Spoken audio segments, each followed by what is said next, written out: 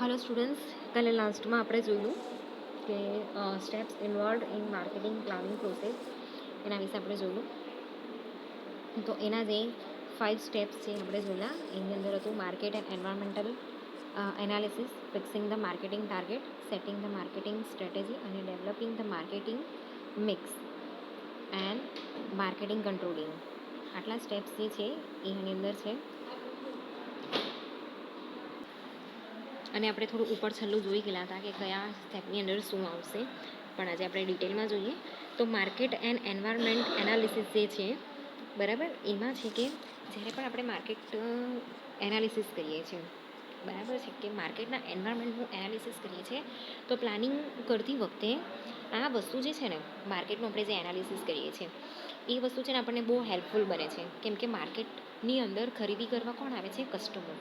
હવે જે કસ્ટમરની જે નીડ છે, એના જે પ્રેફરન્સીસ છે, એ પ્રમાણે આપણે આપણા રિસર્ચ પરથી આપણને એ જાણવા મળે છે. તો એ પ્રમાણે આપણે પ્રોડક્ટની અંદર કંઈ નવીનતા લાવીએ કે એ પ્રમાણેની પ્રોડક્શન જે છે એ આપણે બહાર પાડીએ, બરાબર.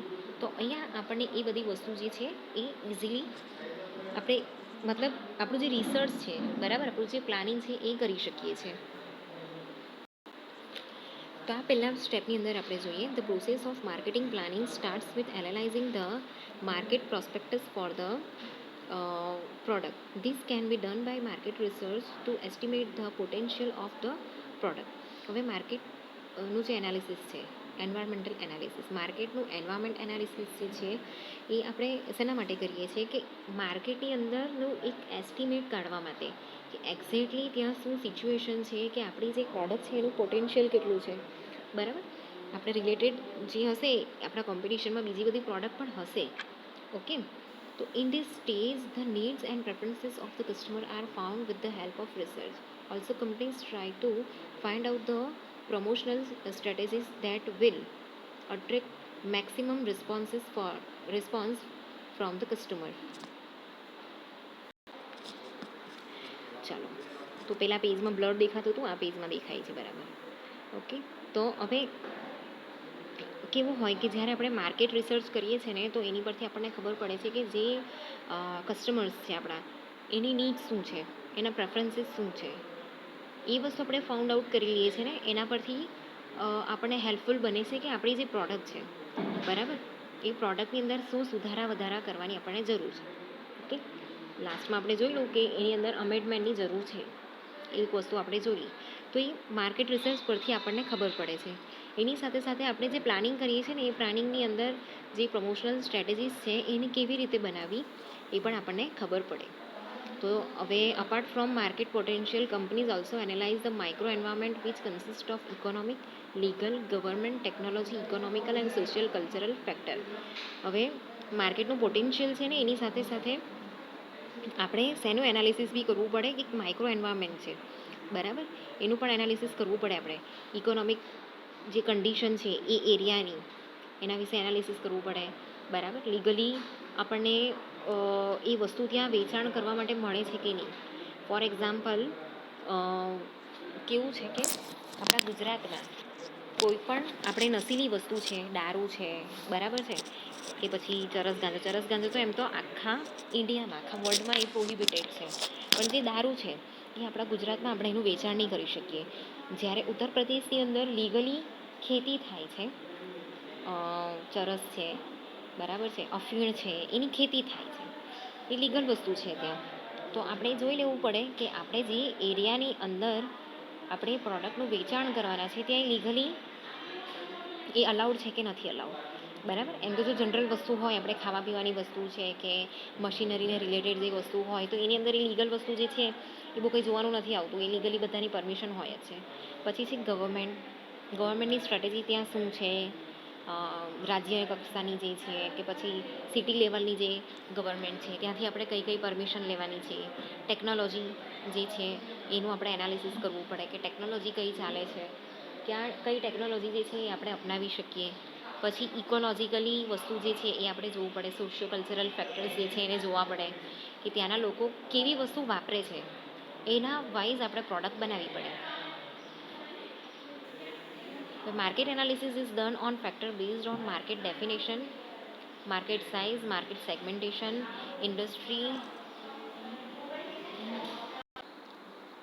industry structure and strategic grouping, competition and market share, competitors and own SWOT analysis.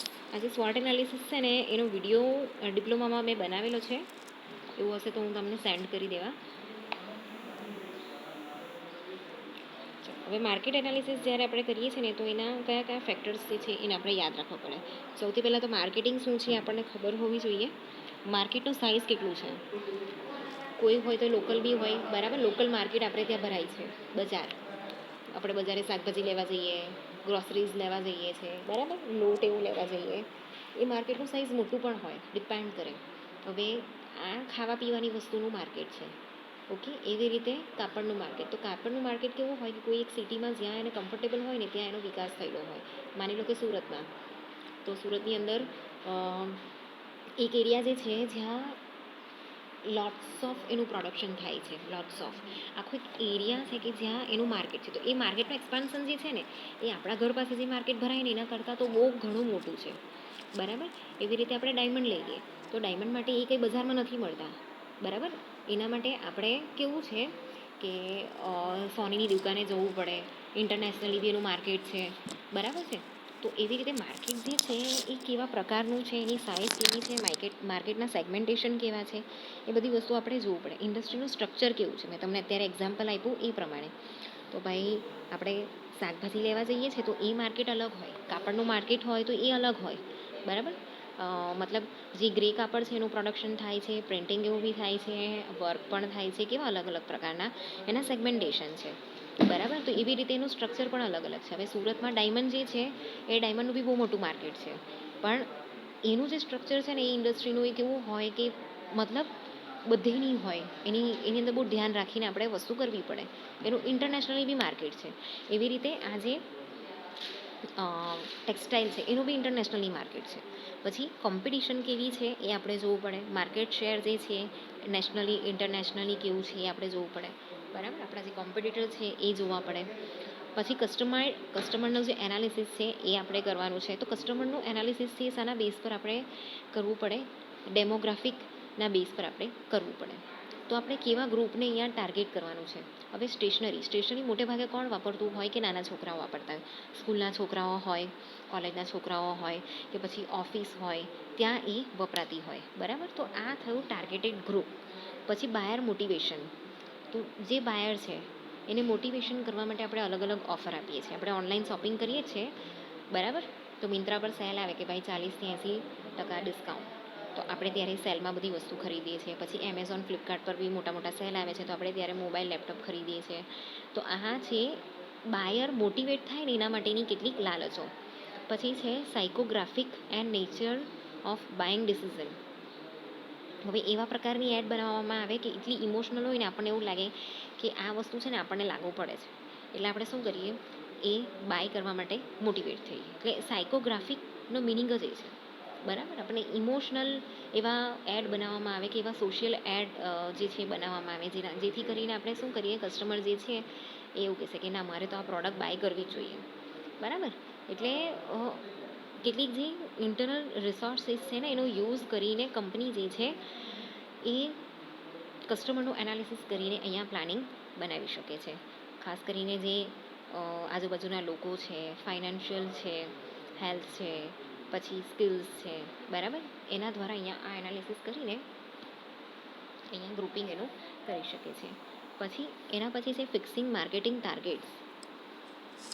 હવે આપણે માર્કેટિંગનો જે ટાર્ગેટ છે ને એને આપણે અહીંયા ફિક્સ કરવાનો છે. તો આપણે માર્કેટનું એનાલિસિસ કરી લીધું, બરાબર. હવે આપણે અહીંયા એનો ટાર્ગેટ જે છે એ ફિક્સ કરવાનો છે. તો ટાર્ગેટ ફિક્સ થઈ જાય ને એટલા માટે અહીંયા આપણે શું કરવાનું છે કે આપણા ઓબ્જેક્ટિવ્સ જે છે એને આપણે અહીંયા ક્લિયરલી ડિફાઇન કરી લેવાના છે. આપણા જે ગોલ્સ છે એને ક્લિયરલી અહીંયા ડિફાઇન કરી લેવાના છે. તો કંપનીના જે ગોલ્સ છે, જે ઓબ્જેક્ટિવ્સ છે એ અહીંયા ડિફાઇન થઈ જાય, બરાબર.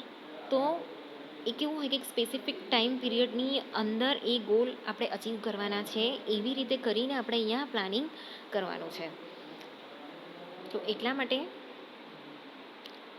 જે પ્લાનિંગ આપણે કરીએ છીએ તો એની અંદર કેટલાક ઓબ્જેક્ટિવ્સ આપણે નક્કી કર્યા છે, જે ગોલ્સ નક્કી કર્યા છે કે આટલા ટાઈમ પીરિયડની અંદર આ ગોલ્સ જે છે આપણે અચીવ કરી લેવાના છે, બરાબર. તો અમુક આંકડો છે ને આપણો ફિક્સ છે અહીંયા, તો એ પ્રમાણે આપણે પ્લાનિંગ કરીને સીધું આપણે જવા દેવાનું છે, એક સાચા પદ પર આપણે જવા દેવાનું છે. તો આ જે ઓબ્જેક્ટિવ્સ છે can be in terms of volume, sales, market share, etcetera. An example of such an objective can be ITC fixing its marketing target to achieve 25% of chips market share in 3 years. તો અહીંયા કેવું છે કે આઈટીસીવાળા, ITC એટલે તમને કેવું સનફિસ્ટ ને બધાની બિસ્કિટ ને બધું આવે છે. તો હવે એ લોકો પોતાની ચિપ્સ જે છે એ ચિપ્સનું સેલિંગ 3 વર્ષમાં કેવું થવું જોઈએ કે ભાઈ 25% એ લોકોનો ટાર્ગેટ છે કે માર્કેટ શેર જે છે 25% હિસ્સો એની અંદર અમારો હોવો જોઈએ. 100%માંથી 25% જે છે એ લોકોનો હોવો જોઈએ. હવે જો આ માર્કેટ છે, બરાબર. હવે માર્કેટમાં બહુ બધી કંપની છે, બાલાજી છે, બરાબર છે, લેઝવાળા છે, આઈટીસીવાળા છે, પછી એવી બીજી બહુ બધી કંપની છે, એવી બધી લોકલ બ્રાન્ડ બી બહુ બધી હશે, બરાબર. હવે આ બધા એના સેગમેન્ટ પાડ્યા મેં, બ્રાન્ડના સેગમેન્ટ થયા, બરાબર. આ બ્રાન્ડ છે બધી. માની લો કે આમાંથી એવું વિચારે છે કે આ 25% હિસ્સો આખા માર્કેટમાંથી 3 વર્ષમાં જે છે એ મારો હોવો જોઈએ. તો એવી રીતે કરીને 5 વર્ષમાં છે માની લો કે 40% અમારો હોવો જોઈએ, બરાબર. એવી રીતે 10 વર્ષની અંદર એ 50% અમારો થઈ જવો જોઈએ. એવી રીતે એ લોકો ટાર્ગેટ કરે છે. તો આ થયું માર્કેટનું ટાર્ગેટિંગ. એના પછી છે સેટિંગ ધ માર્કેટિંગ સ્ટ્રેટેજી. હવે માર્કેટિંગ સ્ટ્રેટેજી છે ને કેવી રીતે બનાવવાની હોય કે એકવાર ઓબ્જેક્ટિવ્સ જે છે એ ક્લિયર થઈ ગયું, બરાબર. તો હવે જે માર્કેટિંગના ઓબ્જેક્ટિવ્સ ક્લિયર થઈ ગયા છે, તો આપણે આગળનો જે સ્ટેપ છે પ્લાનિંગ પ્રોસેસનો એ છે માર્કેટિંગ સ્ટ્રેટેજી બનાવવાનો. તો આપણી જે પ્રોડક્ટ છે, બરાબર, as the product is introduce in target market, the marketing strategy need to be design accordingly. Different marketing strategies are required for product that are in different phases of product life cycle. તો હવે આ જે product છે જેને આપણે introduce કરી દીધી છે ઓલરેડી ટાર્ગેટેડ માર્કેટની અંદર, તો હવે અહીંયા શાની જરૂર છે? માર્કેટિંગ સ્ટ્રેટેજી જે આપણે બનાવેલી છે ને એને ડિઝાઇન કરીને એ અકોર્ડિંગલી એને લઈ જવાની. તો જે ડિફરન્ટ સ્ટ્રેટેજી આપણે બનાવેલી છે કે ભાઈ માની લો કે શરૂઆતમાં આપણે ઓછી પ્રાઇસમાં આપીએ કે એની સાથે હવે આપણી જે પ્રોડક્ટ છે એની સાથે માની લો કે ચા છે, ચાની સાથે શું આપે? એક મગ ફ્રી આપે. તો એ થઈ એક માર્કેટિંગ સ્ટ્રેટેજી. ઓકે, એટલે આ જે પ્રોડક્ટ છે એ પ્રોડક્ટની રિક્વાયરમેન્ટ પ્રમાણે આપણે જે પણ સ્ટ્રેટેજી છે એ બનાવવી જોઈએ. માની લો કે ચાની જ વાત લઈએ આપણે, તો 1 કિલો ચાની સાથે બીજી 500 ગ્રામ ફ્રી કે 250 ગ્રામ ફ્રી, બરાબર. એ ટાઈપની આપણે અલગ અલગ ઓફર જે છે એ રાખી શકીએ છીએ. તો આવી રીતે અલગ અલગ સ્ટ્રેટેજી દ્વારા આપણે જે આપણી પ્રોડક્ટ છે ને એનું સેલિંગ જે છે એ સાયકલ આપણે ચલાવી શકીએ. ઓકે, તો આ રીતે આપણી જે અલગ સ્ટ્રેટેજી છે આપણા પ્રોડક્ટ માટે એ આપણે બનાવી શકીએ. A very aggressive strategy is required when the product is in introduction phase. Introduction phase હોય, નવું હોય, બરાબર. તો મેં તમને કીધું એ પ્રમાણે કે જે ચા છે 1 કિલો ચાની સાથે વાટકો ફ્રી, એવી રીતે છે ને દિવાળીમાં ઓફર આવે છે, વાડીલાલ કે અમૂલની આઈસ્ક્રીમ આપણે ખરીદીએ તો એની સાથે ડબ્બા ફ્રી આવે. તો આપણે એવી બધી ઓફર જે છે અમુક ટાઈમ પર જે છે આપણે આપ્યા કરીએ, તો આપણું જે પ્રોડક્ટ જે છે એનું વેચાણ થતું રહે. A middler one can do for the growth and decline phases. These strategies are basically the guidelines to achieve the objective set in previous stages. તો previous stagesની અંદર છે ને જ્યારે આપણું પ્રોડક્ટ નવું હોય ને ત્યારે આપણે ઓફર આપીને કે પ્રાઇસ ઓછી આપીને એની અંદર લકી ડ્રો કે ડિસ્કાઉન્ટ ને એવી બધી જે અલગ સ્ટ્રેટેજી છે એનાથી આપણે શું કરી શકીએ કે આપણા કસ્ટમરને જે છે ટાર્ગેટ કરી શકીએ કે આપણું જે સેલિંગ છે એને આપણે વધારી શકીએ. Developing the marketing mix. Next step છે ડેવલપિંગ ધ માર્કેટિંગ મિક્સ. તો માર્કેટિંગ પ્લાનિંગની જે પ્રોસેસ છે ને એની અંદર આપણને સ્ટ્રેટેજી ખબર પડી ગઈ. તો હવે જે માર્કેટના જે વેરિયેબલ છે, કયા કયા પ્રોડક્ટ, આપણી જે પ્રોડક્ટ છે એ માની લો કે ચા, એની પ્રાઇસ, એની 500 ગ્રામની પ્રાઇસ છે માની લો કે 200 રૂપિયા. પ્લેસ, કયું પ્લેસ છે એ આપણે એનું પ્રમોશન કરવાનું છે. હવે બધા રાજ્ય છે એની જે ડ્યુટી આવે, બરાબર, પ્રોડક્ટની ઉપર શું લાગે કે ટેક્સ લાગે, ડ્યુટી લાગતી હોય, એ અલગ અલગ હોય. તો ગુજરાતમાં માની લો કે આપણે 199ની વેચીએ છીએ, તો રાજસ્થાનમાં આપણે 201ની પણ વેચવી પડે, બરાબર. મહારાષ્ટ્રમાં 205 રૂપિયાની બી વેચવી પડે. ડિપેન્ડ કરે કે એના પર કેટલો ટેક્સ લાગે છે. તો આ માર્કેટિંગ મિક્સ છે, એને આપણે મિક્સ કરીને એ પ્રમાણે અહીંયા ડિઝાઇનિંગ કરીને આપણે શું કરવાનું છે, આપણા પ્રોડક્ટની પ્રાઇસ ડિસાઇડ કરવાની છે અને કયા પ્લેસ પર એનું કેવી રીતે પ્રમોશન કરવાનું છે એ ડિસાઇડ કરવાનું. એની સાથે સાથે બીજા કયા ફેક્ટર્સ છે એના પર આપણે ધ્યાન આપવાનું છે. તો આપણું જે પ્રોડક્ટ છે એનું પેકેજિંગ એ ઓલવેઝ બ્રાઇટ કલરના પેકેટમાં આવે. કોઈ બી વસ્તુ હોય ને ઓલવેઝ બ્રાઇટ કલરના પેકેટમાં આવે, બરાબર. એની ડિઝાઇન કેવી છે એ જોવાનું, એની ક્વોલિટી છે એ આપણે એનું ખાસ ધ્યાન રાખવાનું છે. પેકેજિંગ, ડિઝાઇન અને ક્વોલિટી એનું આપણે ખાસ ધ્યાન રાખવાનું છે, બરાબર. તો આ બધી વસ્તુ જે છે એનું આપણે ધ્યાન રાખીને આપણે ડિસ્કાઉન્ટ આપી શકીએ છીએ, એના પર કોઈ ફ્રી ગિફ્ટ આપી શકીએ છીએ, બરાબર. પ્રાઇસ જે છે એ આપણે વધારી ઘટાડી શકીએ છીએ. તો આ રીતે જે પ્રોડક્ટ છે એ પ્રોડક્ટને આપણે બરાબર પકડીને રાખવાની છે. The differences between product and services lies in this strategy stage as in the service industry. Apart from the 4P in that we discuss, markets have to take care of these more P's. They are people, process, physical, evidence. હવે જે 4 P's છે એના સિવાયના બી જે P's છે એ કયા કયા છે? પીપલ, લોકો, કસ્ટમર આપણા, પ્રોસેસ જે છે આપણે જે પ્લાનિંગ કરેલું છે બરાબર થવું જોઈએ, અને ફિઝિકલ એવિડન્સ જે છે એ કોણ છે? આપણી પ્રોડક્ટ, આપણી સાથે કામ કરવાવાળા લોકો, ટ્રાન્સપોર્ટેશન, જે માધ્યમથી આપણે એડવર્ટાઇઝમેન્ટ કરીએ છીએ એ, બરાબર. તો એ બધી વસ્તુનું બી અહીંયા ધ્યાન આપવાનું છે. અને લાસ્ટ સ્ટેજ છે માર્કેટિંગ કંટ્રોલિંગ. હવે આપણે પ્લાનિંગ તો કરી દીધું, બધી સ્ટ્રેટેજી છે જે બનાવી દીધી, એનું ઇમ્પ્લિમેન્ટેશન બી કરી દીધું, માર્કેટમાં આપણી પ્રોડક્ટ બી પહોંચી ગઈ, આપણે ઓફર બી આપીએ છીએ, આપણું સેલિંગ બી થાય છે. પણ આ જે સ્ટ્રેટેજી છે એનું જે આપણે ઇમ્પ્લિમેન્ટેડ કરેલી છે, બરાબર, એની એફિશિયન્સી કેટલી છે એને આપણે અહીંયા કંટ્રોલમાં રાખવી પડે છે, બરાબર. આપણે એના પર ધ્યાન નહીં આપીએ અને એની એફિશિયન્સી ઓછી થઈ જાય તો આપણું પ્રોડક્ટનું સેલિંગ જે છે એ ઘટી જાય. So since the variables are generally taken so that they are quantifiable, any deviation from that means the program is not yielding desired result. The marketing control has to be done at all stages of procurement, production, logistics, distribution, etc.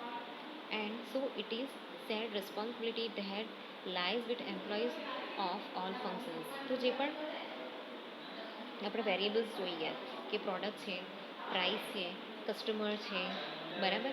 એની સાથે સાથે આપણે જોયું કે જે physical evidence છે એ પણ આપણે જોયા. આપણે જે આખી પ્રોસેસ છે, પ્રોસેસની અંદર બહુ બધી વસ્તુ છે એ અહીંયા ઇફેક્ટ કરતી હોય, બરાબર. આપણે કેવી રીતે એડવર્ટાઇઝમેન્ટ કરીએ છીએ, કેવા પ્લેસ પર છે, કેવા કસ્ટમર જે છે એને આપણે ટાર્ગેટ કરેલા છે, માર્કેટ કેવું છે.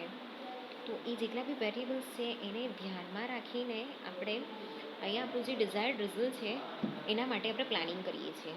તો એ પ્રમાણે અહીંયા એની એફિશિયન્સી, આપણા પ્લાનિંગની જે એફિશિયન્સી છે એ બરાબર છે કે નહીં, એ કેટલું ઇફેક્ટિવ રહે છે એ છે કે નહીં, એ આપણે જાણી લેવાનું છે. કે માર્કેટની ઉપર કંટ્રોલ રાખવો પણ બહુ જરૂરી છે, બરાબર. તો એના જેટલા બી સ્ટેજીસ છે એ પ્રોક્યોરમેન્ટ એટલે હાંસલ કરવું, બરાબર. તો આપણે અલગ અલગ વ્યક્તિને આપણે કામની સોંપણી કરીએ છીએ અને કહીએ છીએ કે તમારું કામ આ છે. પ્રોડક્શનની વસ્તુ, તો પ્રોડક્શનની અંદર એની જે ક્વોલિટી છે એના પર આપણે ધ્યાન આપવું પડે. લોજિસ્ટિક, પેકેજિંગ ને બધું થતું હોય, ટ્રાન્સપોર્ટેશન, પેકેજિંગ, ડિસ્ટ્રીબ્યુશન બરાબર થાય છે કે નહીં, બધું પહોંચી વળે છે કે નહીં, એ બધી જ રિસ્પોન્સિબિલિટી જે છે એ આપણે ધ્યાનમાં રાખવી પડે છે. ઓકે, ચાલો. તો હવે આગળના લેક્ચરમાં આપણે લઈશું કન્ટેન્ટ ઓફ માર્કેટિંગ પ્લાન.